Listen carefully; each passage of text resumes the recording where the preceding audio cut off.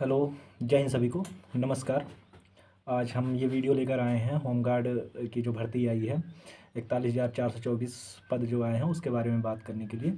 इसकी cut off क्या रह सकती है, कितने लोगों ने इसका पेपर दिया है और कितना स्कोर और पेपर का लेवल कैसा रहा है, कब तक इसका रिजल्ट आ सकता है और कब तक इसकी ट्रेनिंग चालू हो सकती है, सारी चीज़ों के बारे में बात करेंगे। और सबसे ज़्यादा जोर इस बात पे देंगे कि कट ऑफ कितनी जा सकती है, क्योंकि सबका इस टाइम पे लगभग सभी के मन में यही चल रहा है कि इतना कठिन पेपर था, किस हिसाब से कितनी कट ऑफ जाएगी। सब चीज़ों के बारे में एक एक करके बात करेंगे। तो ये वैकेंसी जो है होमगार्ड की 41,424 वैकेंसी निकाली गई थी, जिसकी योग्यता 10वीं पास है। और इसमें लगभग टोटल फॉर्म पड़े थे 25 लाख के आसपास। ठीक है। अब पेपर का लेवल देखा जाए तो पेपर का लेवल तो इतना कठिन है कि मतलब पीसीएस लेवल का है कहने के लिए। 10वीं पास का एग्ज़ाम है, ये बहुत कठिन पेपर था। मतलब इसमें अच्छे अच्छों के पसीने छूट गए, समझ लो, ये पेपर करने में। इसी के तर्ज पे इतना अच्छे लेवल का ग्रेजुएशन लेवल का यूपीएसआई का एग्ज़ाम आया था, वो मतलब नथिंग था। जैसे उस पेपर को इन्होंने होमगार्ड टाइप का दे दिया था, जैसे होमगार्ड का पूछना था उस हिसाब से पूछ लिए थे। और होमगार्ड का पेपर पीसीएस लेवल का पूछ लिए थे लगभग। मतलब बहुत ज़्यादा कठिन था। सभी बच्चे के पसीने छूट गए, मतलब स्कोर 50-55 करने में हालत ख़राब हो गई सबकी। तो इसकी आंसर की लगभग कब तक आ सकती है, मे बी इसके आंसर की मान के चलो कि 15 मई के आसपास या 15 मई के पहले ही आ सकती है, ज़्यादा टाइम नहीं लगेगा। इसकी इसकी कट ऑफ कितनी रह सकती है, जिस तरह का पेपर का लेवल आया। 3 दिन इसके एग्ज़ाम हुए, 3 दिनों में दो दो शिफ्ट में इसके एग्ज़ाम हुए। 25 अप्रैल, 26 अप्रैल और 27 अप्रैल को एग्ज़ाम हुआ इसका। और सबसे ज़्यादा वैकेंसी की बात करें, इसकी जिलेवार कट ऑफ लगेगी। सबसे ज़्यादा वैकेंसी की बात करें तो सबसे ज़्यादा वैकेंसी हमारी थी कानपुर नगर में 1947। फिर दूसरे नंबर पे वैकेंसी के मामले में आता है लखनऊ 1371, और आगरा आता है 1232। प्रयागराज में 1219 वैकेंसी हैं। और सबसे कम वैकेंसियों में आता है भदोही 43। फिर दूसरे नंबर पे कम वैकेंसी में आता है गाज़ियाबाद 102। और महोबा में आती हैं वैकेंसी, तीसरे नंबर की सबसे कम वैकेंसी हैं 111। ठीक है।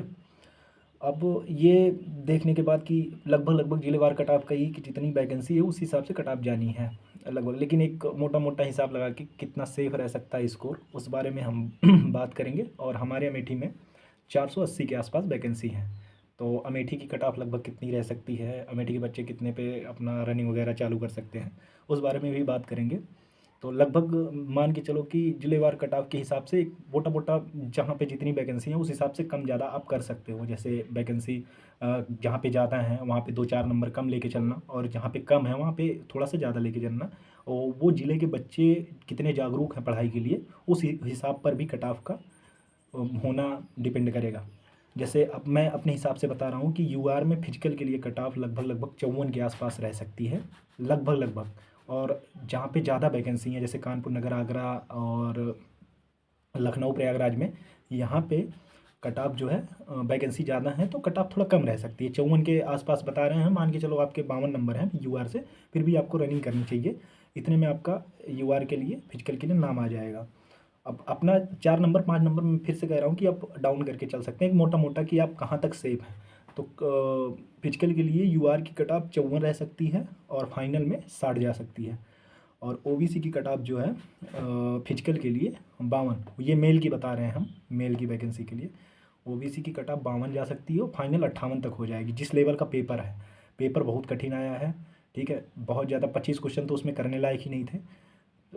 75 के क्वेश्चनों में ये जो क्वेश्चन जिन्होंने इतने स्कोर किए हैं वो सेफ हैं लगभग।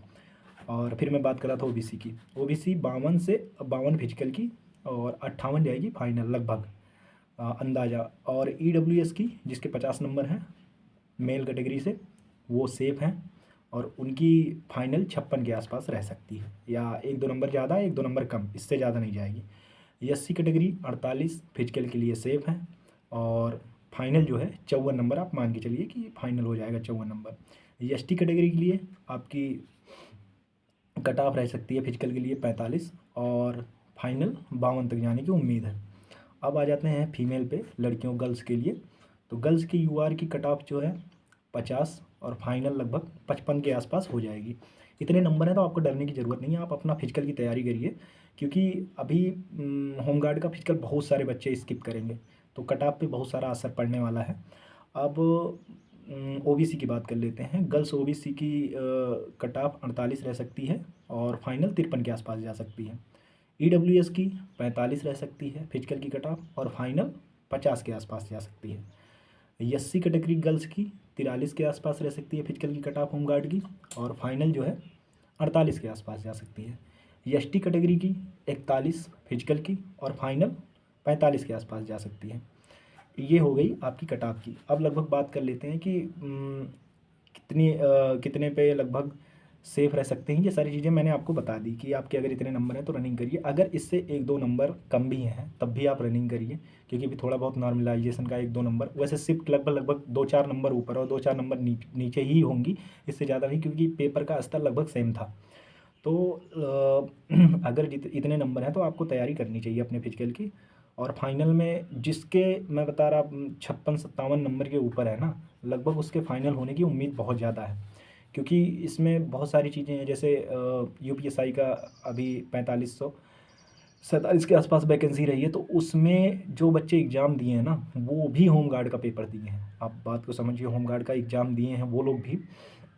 तो इसकी वजह से अगर उनका रिजल्ट तो पहले आना है, वो बाहर निकल जाएंगे, और तो फिर कट ऑफ पर थोड़ा बहुत असर भी पड़ेगा।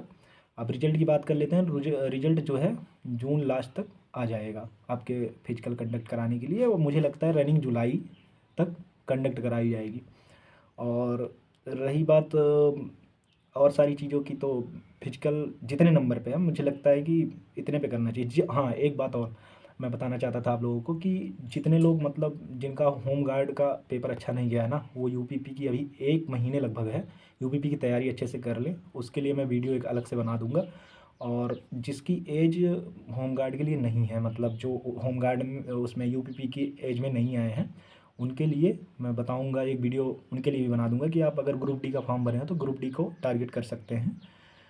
सबसे इस समय पे बेरोजगारी चरम पर है, जो भी वैकेंसी हाथ लगती है आप लोगों को कर लेनी चाहिए भाई, जिसका भी निकलता है।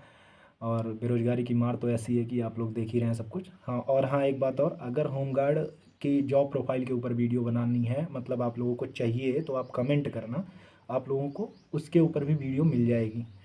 और बाकी सारी चीज़ें बता चुके हैं आपको, आप देख लेना जिस हिसाब से नंबर हों।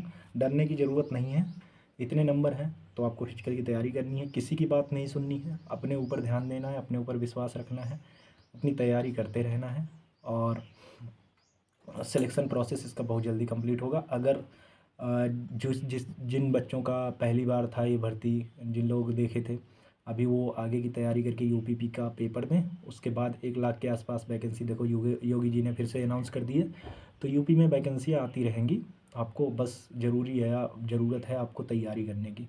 आप अगर तैयार करते रहेंगे, आपका बेस मजबूत रहेगा, आपकी तैयारी बढ़िया रहेगी, तो ऑटोमेटिक आपका कहीं ना कहीं सिलेक्शन हो ही जाएगा। हाँ, ये भी होता है कि जैसे आपका 1-2 एग्ज़ाम में, 3 एग्ज़ाम में नहीं होता है सिलेक्शन, तो थोड़ा सा मोरल डाउन होने लगता है, लेकिन फिर भी आपको लगे रहना है, अंततः सिलेक्शन हो ही जाता है कहीं ना कहीं। हर इंसान का लगभग जो तैयारी कर रहे हैं उनका कहीं ना कहीं सिलेक्शन हो जाता है।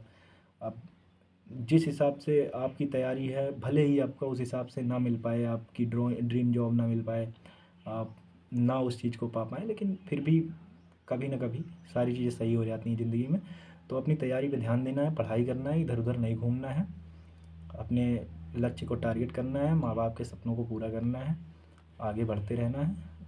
जिस भी टॉपिक पर आपको वीडियो चाहिए या कोई दिक्कत आती है, आप कमेंट बॉक्स में कमेंट कर सकते हैं। चैनल को आप सब्सक्राइब करा सकते हैं, क्योंकि इस पे अब लगभग हर शाम के 5 बजे मुझे जिस टॉपिक पे आप लोग कहोगे उस टॉपिक पे वीडियो बन के, जो मुझे नॉलेज है, मुझे जहाँ तक पता है उसके बारे में मैं आपको बताऊँगा। आप बता सकते हैं मुझसे, मैं वीडियो अपलोड करूँगा, ठीक है। और मैं देखूँगा कि आप लोगों का टाइम भी ना ख़राब हो, 8 से 10 मिनट के आसपास ही का वीडियो रहेगा। आप अपने दोस्तों से चैनल को सब्सक्राइब जरूर करिए, ठीक है। और इस वीडियो को आप हेल्पफुल लगती है तो सब लोगों के पास शेयर भी कीजिए, और ज़्यादा से ज़्यादा लोग देखेंगे तो उन्हें ही फ़ायदा मिलेगा कि हाँ, कुछ चीज़ें हैं, ऐसा तो है नहीं कि ख़राब ही चीज़ें बताता हूँ मैं, अच्छी चीज़ें हैं, आपके भविष्य के बारे में हैं। तो आप शेयर कर सकते हैं, अपने दोस्तों के साथ शेयर कर सकते हैं इस वीडियो को। और चैनल को सब्सक्राइब ज़रूर करिएगा, सब्सक्राइब कराइएगा अपने दोस्तों से। आपके भाई का चैनल है, कोई दिक्कत नहीं है, कुछ भी पूछेंगे बताया जाएगा। फिर अब चलते हैं, अब कोई नेक्स्ट वीडियो जो भी आप कमेंट करेंगे उस पर हम बना के अपलोड कर देंगे वीडियो। तो अब तक के लिए बस इतना ही, तैयारी करते रहिए। जय हिंद।